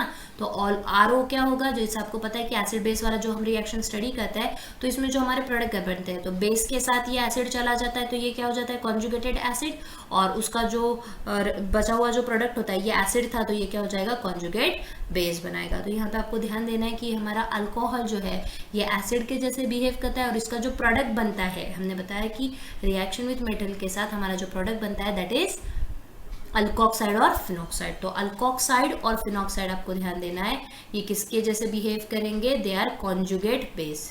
अल्कोक्साइड और फिनॉक्साइड कौन है, अल्कोक्साइड और फिनॉक्साइड आपके कॉन्जुगेट बेसिस है, okay, of alcohol. Then next is acidity of alcohol. अब हमको समझ में आ ही गया है कि एसिडिक कैरेक्टर जो हमारे अल्कोहल में होता है, लेकिन अब कौन सा अल्कोहल मोर एसिडिक है, कौन सा लेस है, ये हमको और समझना है। तो पहली चीज़ तो हम क्लियर कर चुके हैं कि OH बॉन्ड में जो क्लीवेज होगा है ना, पोलैरिटी होगी, और उसी वजह से इसमें एसिडिक कैरेक्टर है, ये चीज़ हमको क्लियर हो चुकी है। अब दूसरी चीज़ जो है यहाँ पर जो हमको समझना है कि अब इस OH बॉन्ड जब ब्रेक होगा तो उस समय पे ये आसानी से होगा या नहीं होगा, इसके ऊपर भी उसकी एसिडिटी डिपेंड होती है। तो ये आसानी से होगा या नहीं होगा ये किसके ऊपर डिपेंड होता है, उसके साथ जो अल्कील शेल अटैच है। सपोज ये मैंने आपका अल्कोहल ले लिया है, ओके अब ये जनरल अल्कोहल, अब कुछ एग्जांपल्स लेते हैं, जैसे कि मिथेनॉल ले लिया, इथेनॉल ले गया, C2H5OH, तो आप देख रहे प्रोपेनॉल है, C3H7OH, ओके। तो आप इन तीनों एग्जाम्पल में देख रहे हैं कि क्या बढ़ते जा रहा है, कार्बन चेन बढ़ते जा रही, कार्बन नंबर ऑफ कार्बन बढ़ते जा रहा है। ये जो OH बॉन्ड है इसकी स्ट्रेंथ डिक्रीज होगी, और अगर स्ट्रेंथ डिक्रीज होगी तो एसिडिक कैरेक्टर, मतलब एसिडिक स्ट्रेंथ ही डिक्रीज होगी तो एसिडिक कैरेक्टर भी क्या होता जाएगा, कम होता जाएगा। मीन्स हम ये बोल सकते हैं कि जो हमारा प्राइमरी अल्कोहल है, ओके, या फिर हम जिसमें less number of carbon atom होता है, प्राइमरी अल्कोहल, ये कैसा होता है, मोर एसिडिक होता है। तो ये जो हमारा एसिडिक स्ट्रेंथ है ये प्राइमरी अल्कोहल का सबसे ज़्यादा होता है, क्योंकि अब सेकेंडरी में देखो क्या हो गया, सेकेंडरी अल्कोहल हम देख रहे हैं अल्किल ग्रुप जो है ये क्या हो रहे हैं, बढ़ गए हैं। इस वजह से अल्किल ग्रुप बढ़ने की वजह से ऑक्सीजन के तरफ इलेक्ट्रॉन डेंसिटी जो है, ये इलेक्ट्रॉन रिलीजिंग ग्रुप है हमारे अल्किल ग्रुप जो भी है, तो ये क्या करते हैं, इलेक्ट्रॉन डेंसिटी इंक्रीज कर देते हैं, है ना। इलेक्ट्रॉन डेंसिटी इंक्रीज हो जाएगी तो पोलैरिटी जो है OH बॉन्ड की डिक्रीज हो जाती है, और पोलैरिटी डिक्रीज हो जाएगी तो अल्टीमेटली एसिडिक स्ट्रेंथ भी क्या हो जाएगी, डिक्रीज हो जाएगी, okay. So that's why we say that कि प्राइमरी जो अल्कोहल होता है it is more acidic than secondary than tertiary, okay. तो ये ऑर्डर ऑफ एसिडिक स्ट्रेंथ है इन अल्कोहल। अब अल्कोहल और वाटर को हम कंपेयर करने जा रहे हैं कि कौन ज़्यादा एसिडिक है। तो अल्कोहल जो है इट इज़ लेस एसिडिक, और you can say it is weaker acid than water. तो अब हम ये कैसे बता रहे हैं, देखो अभी मैंने आपको बताया था कि अगर एसिडिक है, हमको पहचाना है किसी भी चीज़ को, तो उस जो भी हमारा कंपाउंड है उसने क्या करना चाहिए, हाइड्रोजन डोनेट करना चाहिए, उसने क्या करना चाहिए, हाइड्रोजन डोनेट करना चाहिए। तो आप देखेंगे यहाँ पर मैंने यहाँ पे क्या ले लिया है, आपका अल्कोक्साइड ले लिया है, RO, ओके, अल्कोक्साइड, और यहाँ पर वाटर मॉलिक्यूल है। तो यहाँ होता क्या है कि वाटर मॉलिक्यूल इजीली अपना हाइड्रोजन इस अल्कोक्साइड को दे देगा, तो इसे ये क्या बन गया, ROH, मतलब अल्कोहल बन गया, ओके, और यहाँ बच गया आपकी स्पेसिस OH। तो यहाँ आप देख रहे हैं कि ये जो बॉन्ड ब्रेक हुआ, OH बॉन्ड ही ब्रेक हुआ, लेकिन किसका ब्रेक हुआ, वाटर का। तो इसीलिए वाटर किसके जैसे बिहेव करेगा, एसिड के जैसे, और ये प्रोटॉन को डोनेट कर रहा है और अल्कोक्साइड इसको ले रहा है। और मैंने आपको पहले भी बताया कि अल्कोक्साइड क्या है, ब्रॉन्ज स्टेट बेस है, ओके। तो ये हाइड्रोजन को एक्सेप्ट करेगा, तो इसलिए ये बेस का काम कर रहा है। तो एसिड बेस में रिएक्शन हो गया, प्रोडक्ट बन गया कॉन्जुगेट एसिड, हमारा अल्कोहल होगा, और जो OH स्पेसिस बच गई दैट इज कॉन्जुगेट बेस। तो इसमें ये क्लियर हो गया कि अब देखो अभी हमने बताया था कि अल्कोहल क्या है, एसिड है, राइट। लेकिन अल्कोहल से भी ज़्यादा एसिडिक कौन है, फिर वाटर है। ये चीज़ हमको यहाँ समझ में आ गई। कैसे बताया हमने ये चीज़, जो मैंने आपको अभी इस रिएक्शन के समझाई और जो इस पॉइंट में नोट की हुई है। आप देख सकते हैं कि वाटर जो है ये क्या करता है, बेटर प्रोटॉन डोनर है, क्योंकि ये स्ट्रॉन्गर एसिड है। स्ट्रॉन्गर एसिड है तो प्रोटॉन भी इजीली डोनेट करेगा। ओके, और वी नो दैट अल्कोक्साइड कैसा है, प्रोटॉन एक्सेप्टर है। ओके, तो ये प्रोटॉन को एक्सेप्ट कर रहा है, किसके कंपेयर में, हाइड्रोक्साइड आयन के कंपेयर में वो बेटर प्रोटॉन एक्सेप्टर है, और इसी वजह से हमने अल्कोक्साइड को क्या बोला था, स्ट्रॉन्गर बेस। ओके, तो इस तरह से एसिड बेस में रिएक्शन होगा और हमको रिस्पेक्टिव प्रोडक्ट मिलेंगे। लेकिन जो डोनेट कर रहा है वो हमारा एसिड होता है, हाइड्रोजन एटम को जो डोनेट करता है वो एसिड होता है। और इन दोनों केस में अगर हम देखते हैं तो वाटर क्या कर रहा है, डोनेट कर रहा है अल्कोक्साइड को, और अल्कोक्साइड एक्सेप्ट कर रहा है, इसलिए अल्कोक्साइड कौन हो गया, बेस हो गया। देन अल्कोहल जो है ये जो मैंने सबसे पहले भी बताया था आपको कि अल्कोहल के हम दोनों रोल देखने वाले हैं, एक एज ए न्यूक्लियोफाइल और दूसरा एज ए इलेक्ट्रोफाइल। तो अब हम बात करेंगे इलेक्ट्रोफाइल की। अगर ये इलेक्ट्रोफाइल के जैसे बिहेव करता है तो it has to behave like a Bronsted base as well. Okay, तो ये किस वजह से, अब ये ब्रॉन्स्टेड बेस के जैसे बिहेव कैसे करेगा, क्योंकि इसके पास क्या है, अनपेयर्ड इलेक्ट्रॉन पेयर है, अनशेयर्ड इलेक्ट्रॉन पेयर है ऑक्सीजन के ऊपर, और उस वजह से ये प्रोटॉन को क्या कर सकता है, एक्सेप्ट कर रहा है, इसीलिए ये बेस का काम कर रहा है। ओके, तो इसीलिए हम बोलते हैं कि alcohol can act as a electrophile. अब हम देखेंगे एसिडिटी ऑफ फिनॉल्स। तो जैसे हमने बताया था कि अल्कोहल मेटल के साथ रिएक्ट होता है और OH बॉन्ड ब्रेक होता है तो वो एसिडिक इन नेचर है, मतलब हाइड्रोजन डोनेट करता है। तो सिमिलरली फिनॉल भी मेटल के साथ रिएक्ट होके ये बॉन्ड ब्रेक होगा ऑक्सीजन और हाइड्रोजन के बीच का, और अल्कोहल के कंपेयर में बहुत आसानी से होगा। अल्कोहल के कंपेयर में ये बॉन्ड और भी आसानी से होगा ब्रेक, और that's why it is more acidic then alcohol and water. Okay, so you have to remember that phenol is more acidic than alcohol and water. Okay, अब इसके और हम रीज़न देखेंगे कि कैसे हमको पता चला ये। देन क्योंकि ये जो फिनॉल है ये हमारे सोडियम हाइड्रोक्साइड के साथ रिएक्ट करता है। हमने ये रिएक्शन पहले भी देखी है कि फिनॉल हमारा सोडियम हाइड्रोक्साइड NaOH के साथ रिएक्ट करता है और सोडियम फिनॉक्साइड बनाता है। ओके, क्या बनाता है, sodium phenoxide ONa। It means ये हाइड्रोजन यहाँ से निकल गया और यहाँ सोडियम आ गया, मीन्स आसानी से यहाँ सब्स्टिट्यूशन हो रहा है। अब यहाँ क्यों आसानी से सब्स्टिट्यूशन हो रहा है ये हम समझेंगे। तो ये जो फिनॉल में हमारा ये जो कार्बन है जिसको ये OH ग्रुप अटैच है, जिसको हाइड्रोक्सिल ग्रुप अटैच है फिनॉल में, ये जो हमारा कार्बन है इट इज़ sp2 हाइब्रिडाइज और इसी को हमारा ये OH ग्रुप अटैच है। तो ये जो कार्बन है sp2 हाइब्रिडाइज्ड, ये कार्बन क्या करता है, आप बोल सकते हैं कि इसकी इलेक्ट्रोनेगेटिव हाई होती है, इसकी इलेक्ट्रोनेगेटिविटी क्या होती है, हाई होती है, और इस वजह से यहाँ ऑक्सीजन के पास जो लोन पेयर ऑफ इलेक्ट्रॉन है ये भी क्या हो जाते हैं, इधर शिफ्ट हो जाते हैं। इस वजह से इस ऑक्सीजन की इलेक्ट्रॉन डेंसिटी डिक्रीज हो जाएगी, इलेक्ट्रॉन डेंसिटी क्या हो जाएगी, डिक्रीज हो जाएगी। ओके, और इलेक्ट्रॉन डेंसिटी डिक्रीज हो जाएगी तो ऑक्सीजन और हाइड्रोजन के बीच का जो बॉन्ड है ये ईजिली ब्रेक हो जाएगा। मतलब हम बोल सकते हैं कि ये इसकी पोलैरिटी कम हो जाएगी, और पोलैरिटी कम हो जाएगी तो ये बॉन्ड ईजिली ब्रेक हो जाएगा, और ईजिली ब्रेक हो जाएगा तो ये फिनॉक्साइड में ईजिली कन्वर्ट हो जाएगा। और या फिर ये भी बोल सकते हैं कि हाइड्रोजन यहाँ से निकल गया, इट मीन्स इसने हाइड्रोजन क्या हो गया, ईजिली डोनेट कर दिया, जल्दी से डोनेट कर दिया। और जल्दी से डोनेट करने वाला कौन होता है, ईजिली इसने क्या कर दिया है, हमारा हाइड्रोजन एटम डोनेट कर दिया है, और जो हाइड्रोजन एटम को इजीली डोनेट करेगा that will be your stronger acid. Okay, so that's why we can say that phenol is more acidic than alcohol and phenol.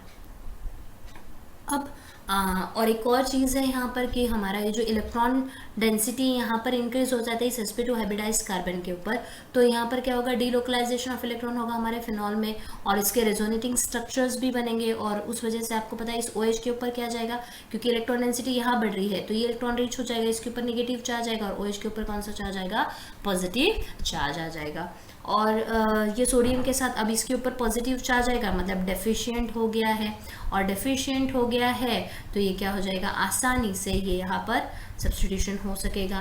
तो यहाँ पर सोडियम आ जाएगा और हाइड्रोजन यहाँ से चला जाएगा। So this indicate that phenol is stronger acid than alcohol and water. Then जो अल्कोहल और फिनॉल का आयनाइजेशन किस तरह से होता है ये समझेंगे। ये अल्कोहल है ROH, इसमें क्या हो रहा है, अगेन बॉन्ड कौन सा ब्रेक हो रहा है, OH बॉन्ड ही होना है, तो यहाँ अल्कोक्साइड आयन बन गया, लेकिन ये रिएक्शन रिवर्सिबल है। सेम मैनर फिनॉक्साइड में भी यही हो रहा है, फिनॉक्साइड भी इसी तरह से बन रहा है। ये जो हमारा फिनॉल है, फिनॉल का जो OH ग्रुप है, हाइड्रोक्सिल ग्रुप, इसका H बॉन्ड ब्रेक हो रहा है और यहाँ पे फिनॉक्साइड बन रहा है हमारा प्रोडक्ट और H पॉजिटिव बाहर निकल रहा है। तो ये चीज़ हमको क्लियर हो गई। अब हम बात करते हैं कि हमारे जो अल्कोक्साइड और फिनॉक्साइड जो बने, हमने अभी ऊपर वाले रिएक्शन में देखा कि अल्कोक्साइड और फिनॉक्साइड में किसकी स्टेबिलिटी ज़्यादा है, क्योंकि जो ज़्यादा स्टेबल होगा वही मोर एसिडिक होगा। ये भी हम एक और चीज़ बता सकेंगे। तो मैंने यहाँ पर एक पॉइंट लिखा, that is examine the stabilities of alkoxide and phenoxide ion. तो ये हम समझेंगे। तो अल्कोक्साइड आयन में क्या होता है कि जो नेगेटिव चार्ज है क्या होता है, लोकलाइज होता है, ऑक्सीजन के ऊपर ही नेगेटिव चार्ज लोकलाइज होता है। लेकिन फिनॉक्साइड के केस में क्या होता है, चार्ज डीलोकलाइज होता है। चार्ज क्या होता है, डीलोकलाइज होता है। अब डीलोकलाइजेशन जब होगा तो क्या होगा, मोर रेजोनेटिंग स्ट्रक्चर बनेंगे, मोर स्टेबल प्रोडक्ट बनेंगे। ओके, और अगर मोर स्टेबल प्रोडक्ट बनेंगे मतलब आयनाइजेशन आसानी से हो जाएगा, कि चार्ज का डीलोकलाइजेशन होता है फिनॉल में। ओके, रेजोनेटिंग स्ट्रक्चर हमको बहुत सारे मिलेंगे, ये आप देख रहे हैं 1 to 5 स्ट्रक्चर रेजोनेटिंग स्ट्रक्चर। और इसमें फिर हमको ये समझ में आएगा कि अल्कोक्साइड जो है, क्योंकि ये सारे स्टेबल स्ट्रक्चर बन रहे हैं, रेजोनेटिंग स्ट्रक्चर है, तो अल्कोक्साइड जो है ये मोर स्टेबल है, सॉरी इट्स फिनॉक्साइड। तो फिनॉक्साइड जो है ये मोर स्टेबल है, okay, as compare to phenol molecule.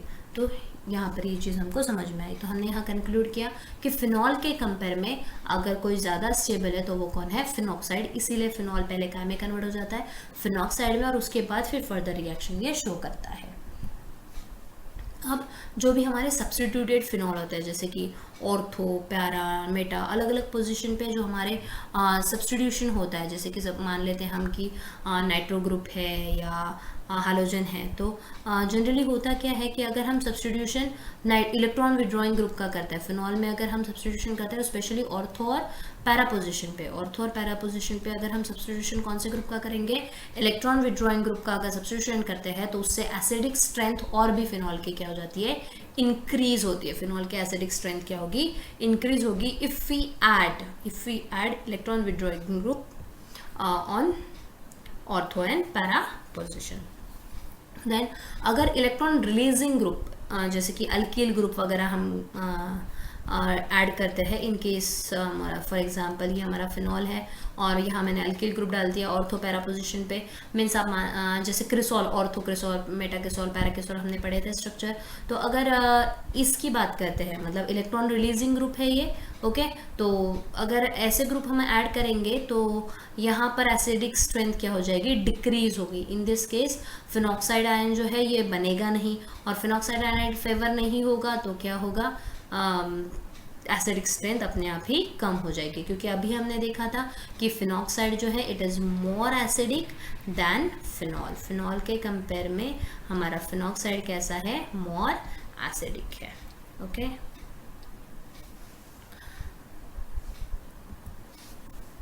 Second reaction जो प्रॉपर्टीज बेस हम देख रहे हैं दैट इज स्टेरिफिकेशन। ये कौन से क्लास में चल रहा है, अभी भी हमने क्लीवेज किसके बीच का देखा है, O और H का।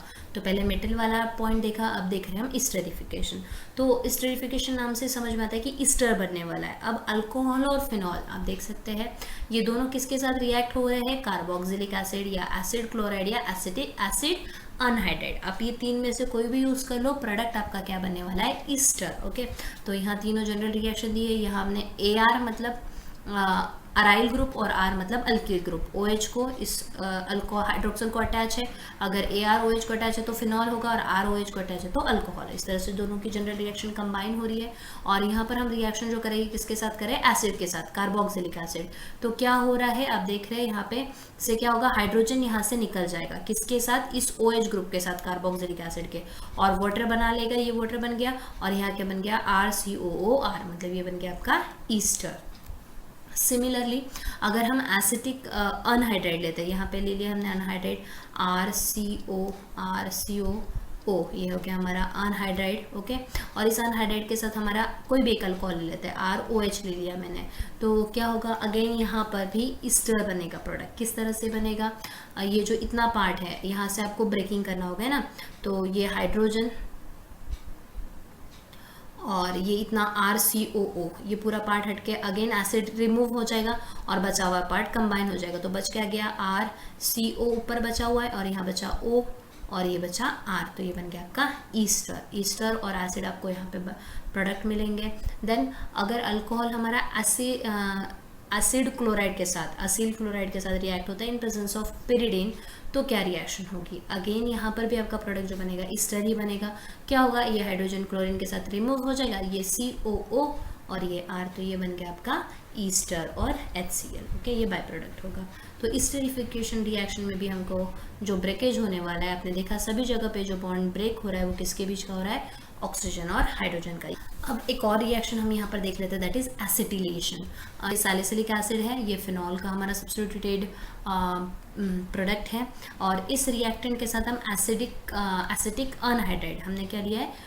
एसिटिक अनहाइड्राइड, CH3CO CH3COO, ये एसिटिक हाइड्राइड का स्ट्रक्चर, और ये आपका सैलिसिलिक एसिड। तो ये किस तरह से रिएक्ट हो रहा है आप देखेंगे। क्या होगा? कुछ नहीं, यहाँ से अगेन और ऑक्सीजन और हाइड्रोजन के बीच का बॉन्ड ब्रेक होने वाला है, क्योंकि उसी कैटेगरी का एग्जांपल है। तो ये जो हाइड्रोजन है यहाँ से रिमूव हो जाएगा, तो यहाँ पे ये हाइड्रोजन किसके साथ जाएगा? ये इतने वाले पार्ट के साथ, तो ये एसिटिक एसिड बना दिया। ओके, और बचा हुआ पार्ट यहाँ ज्वाइन हो जाएगा, तो क्या हो गया? OCOOCH3, मतलब ईस्टर बन रहा है। ओके, और इस कंपाउंड को कहते हैं एसिटिल सैलिसिलिक एसिड। इतना पार्ट तो हमारा सैलिसिलिक एसिड था ही, और इसमें एसिटिल ग्रुप जुड़ चुका है, तो ये हो गया एसिटिल सैलिसिलिक एसिड। और इसको जो कमर्शियल नेम है इसका, दैट इज एस्पिरिन। और एस्पिरिन का यूज़ जब अगर हमें फीवर आता है, बुखार आता है, तो जनरली हम इस ड्रग को यूज़ करते हैं। और इसका जो यूज़ है दैट इज़ एंटीपायरेटिक, मतलब बुखार आता है तो उसको कम करने में, टेम्परेचर रिड्यूस करने में, एंटी इन्फ्लामेटरी करके भी यूज़ करते हैं इसको, मतलब इन्फ्लेमेशन के अगेंस्ट में भी इसको यूज़ करते हैं, और बहुत सारे इसके यूजेस है। और पेन भी है तो पेन रिलीविंग के लिए भी इसको यूज़ करते हैं। सो ये भी आ गया हमारा, क्योंकि यहाँ पे भी ईस्टर बना है तो ये ईस्टरिफिकेशन का ही पार्ट है। बट ये एस्पिरिन को बहुत सी बार अलग से पूछ लिया जाता है, तो ये इसलिए मैंने अलग से शो कर दिया है। नेक्स्ट है जो सेकंड कैटेगरी थी हमारी, cleavage of carbon and oxygen bond. अभी तक क्लीवेज ऑक्सीजन और हाइड्रोजन के बीच का हो रहा था, अब कार्बन और ऑक्सीजन के बीच में जब बॉन्ड ब्रेक होता है तो कौन कौन सी रिएक्शन होगी? जो मेजॉरिटी ऑफ रिएक्शन हमने स्टडी की है, दैट इज़ हाइड्रोजन हैलाइड वाली, HX वाली, फिर हमने phosphorus trichloride PX3, PCl PX5, फिर थायोनिल क्लोराइड, डिहाइड्रेशन, ये जो सारी रिएक्शन हमने स्टडी की है ये सारी आती है। इसमें कौन सा बॉन्ड होता है? कार्बन और ऑक्सीजन के बॉन्ड, कार्बन और ऑक्सीजन के बीच का बॉन्ड ब्रेक होता है, तो ये सारी रिएक्शन इस कैटेगरी में क्लासीफाई हो जाएगी। तो अब हम समझेंगे कि कार्बन और ऑक्सीजन के बीच का बॉन्ड जब ब्रेक होता है तो क्या क्या रिएक्शन होगी। तो एक चीज़ आप समझ लेंगे कि इसमें जो ये जो क्लीवेज होता है ये सिर्फ अल्कोहल में होता है, फिनॉल में नहीं होता है। और फिनॉल में होता भी है तो only in presence of zinc. Zinc के साथ ही जो ऑक्सीडेशन हमने देखा था, फिनॉल का ऑक्सीडेशन, ओके, तो दैट टाइम ही क्या होगा? फिनॉल का क्या होगा? रिएक्शन होगा, और फिनॉल का जो ऑक्सीजन और कार्बन के बीच का बॉन्ड ब्रेक होगा, ये वाला बॉन्ड ब्रेक होगा। अदरवाइज बाकी केस में ये बॉन्ड ब्रेक होता नहीं। मतलब इस कैटेगरी में मेजॉरिटी ऑफ रिएक्शन सारी किसकी होगी? फिर अल्कोहल की। तो सबसे पहले जो hydrogen halide, excess of hydrogen halide के साथ हम रिएक्शन करते हैं। तो फर्स्ट पॉइंट यहाँ पर नोट करना है आपको कि जो भी हमारे अल्कोहल है, प्राइमरी, सेकेंडरी, टर्शरी, तो इनको अगर क्लासीफाई करना है, इनकी रिएक्टिविटी में डिफरेंस अगर बताना है हमको, तो that we can find with help of Lucas test. और लुकास टेस्ट के लिए लुकास रिएजेंट चाहिए, और लुकास रिएजेंट आपको पता है HCl plus ZnCl2, okay, concentrated HCl और ZnCl2, ओके। तो ये जो है हमारा combination, it is called Lucas reagent, और ये लुकास टेस्ट करने में यूज़ होता है। और इसमें क्या होता है कि हमारे अल्कोहल सॉल्युबल होते हैं, ये क्या होता है? सॉल्युबल होते हैं। और जो उसके जो हैलाइड्स होते हैं, क्योंकि अल्कोहल इसके साथ सॉल्युबलाइज हो जाएगा तो हैलाइड भी बनाएगा, तो हैलाइड जो है उसमें इमिसिबल होते हैं, और ये टर्बिडिटी प्रोड्यूस करता है सॉल्यूशन में, सॉल्यूशन को टर्बिड बना देता है। हम बोल सकते हैं मतलब धुंधला टाइप, आपको कुछ दिखेगा, आपको क्लियर नहीं दिखेगा आपका जो मिक्सचर रहेगा। तो जनरली होता क्या है कि जो टर्शरी अल्कोहल होते हैं इसमें टर्बिडिटी तुरंत ही प्रोड्यूस हो जाती है, ओके, इमीडिएटली, मतलब टर्शरी हैलाइड जल्दी से ही पहचान में आ जाएगा, ओके। और क्योंकि वो हैलाइड जल्दी से बना देता है, लेकिन प्राइमरी अल्कोहल है ये जल्दी से टर्बिडिटी प्रोड्यूस नहीं करता है एट रूम टेम्परेचर, मतलब आपको थोड़ा सा टेम्परेचर बढ़ाना पड़ेगा तभी ये रिएक्शन शो करता है। ओके, तो इसीलिए हम टर्शरी, तो आपको ऑर्डर समझ में आ ही गया होगा कि टर्शरी अल्कोहल के कंपेयर में सेकेंडरी और फिर प्राइमरी, ये इस ऑर्डर में ही टर्बिडिटी आपको मिलेगी। मतलब टर्बिडिटी आसानी से टर्शरी में मिल जाएगी, मतलब लुकास टेस्ट आसानी से टर्शरी के लिए शो हो जाएगा as compare to secondary, as compare to primary. Okay, और बची हुई सारी that we say phosphorus trichloride में भी आप देखा आपने क्या रिएक्शन किया था। मैं यहाँ पे रिएक्शन बनाती हूँ रिकॉल करने के लिए एक रिएक्शन ROH प्लस PCl3 वाला रिएक्शन, PX3 वाला क्या था यहाँ पर आपको प्रोडक्ट याद होगा, एक POCl, यहाँ पे आपका RX बनता है, अल्किल हैलाइड बनता है मेन प्रोडक्ट, तो मतलब बॉन्ड ये वाला ब्रेक हुआ है, कार्बन और ऑक्सीजन के बीच का ब्रेक हुआ है। फिर और आपके जो प्रोडक्ट बनेगा उसमें क्या बनने वाला है, H3PO3 फॉस्फोरिक एसिड बनता है, एक फॉस्फोरस 3 हाइड्रोजन 3 ऑक्सीजन, मतलब ये मॉलिक्यूल 3 लेने पड़ेंगे और इस चक्कर में 3 क्लोरीन जो है ये यहाँ आ जाएंगे। ओके, तो इस तरह से ये रिएक्शन बैलेंस होगा। तो आपने देखा यहाँ पर कौन सा बॉन्ड ब्रेक हुआ, कार्बन और ऑक्सीजन के बीच का। तो इस तरह, और इसका जो एप्लीकेशन अब आपको खुद से करना है जब हम रिएक्शंस ऑफ अल्कोहल वाला पार्ट पढ़ेंगे, तो तब आपको आइडेंटिफाई करते आना चाहिए कि कार्बन और ऑक्सीजन के बीच में कहाँ कौन सा बॉन्ड ब्रेक हो रहा है तो कौन सी रिएक्शंस हो रही है, और ऑक्सीजन और हाइड्रोजन के बॉन्ड ब्रेक होता है तो कौन सी रिएक्शन होती है, ये मैंने आपको यहाँ समझा दिया।